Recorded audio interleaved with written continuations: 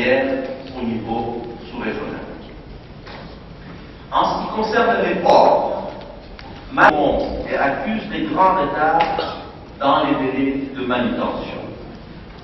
Il n'est dès lors pas étonnant que la sous-région représente moins de 1% du cas. En ce qui concerne le transport aérien, alors que le marché domestique du transport aérien est assez vaste, le marché intra-africain ne peut accéder à aucun type d'approvisionnement électrique.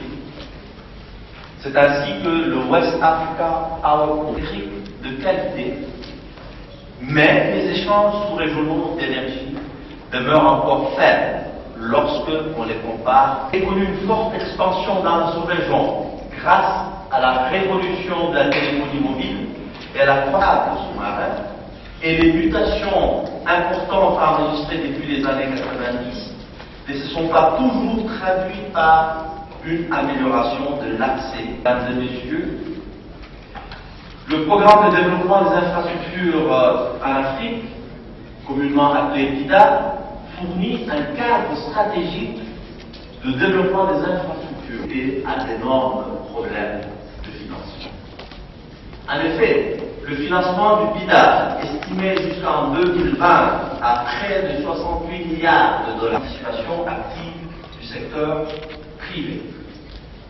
Telles exigences nécessitent aussi l'amélioration du cadre institutionnel de chaque État dans les stratégies de développement global des pays.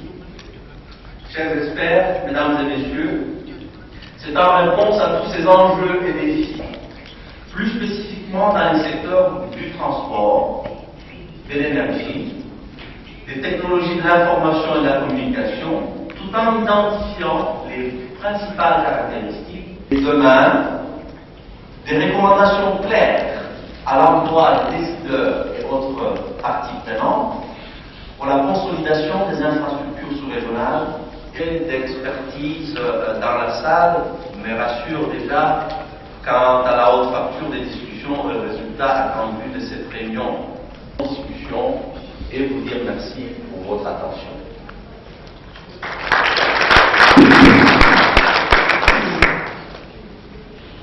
Maintenant, représentant du ministre économique au sein du ministère.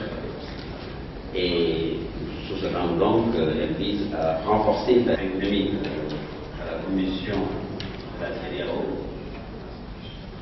Honorables invités, mesdames, messieurs, la bienvenue ici à Dakar, capitale du Sénégal, pays de la Garde. C'est aussi un honneur et un plaisir de à d'autres, dont le thème porte sur des questions aussi importantes que les infrastructures structurantes aux meilleurs standards internationaux.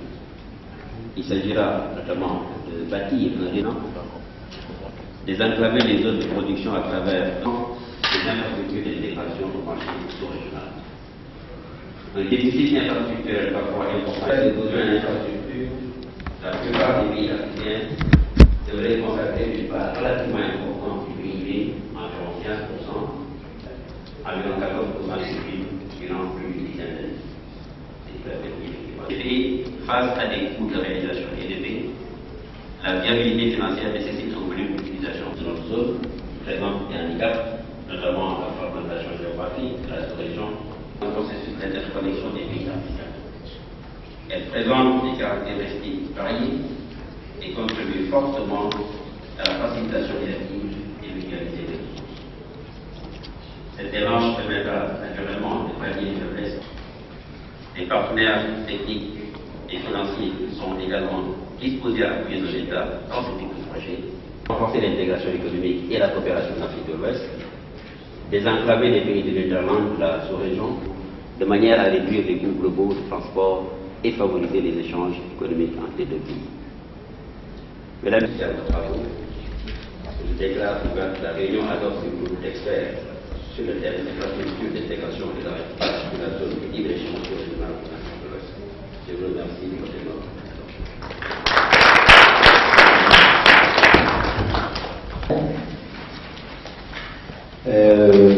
Et merci pour vos applaudissements. Après cette réunion du bureau pour continuer les travaux. Sur ce, au directeur général, merci au directeur du bureau, merci à monsieur le commissaire aux politiques macroéconomiques et à la recherche de la CEDEAO. La séance est suspendue pour la pause café.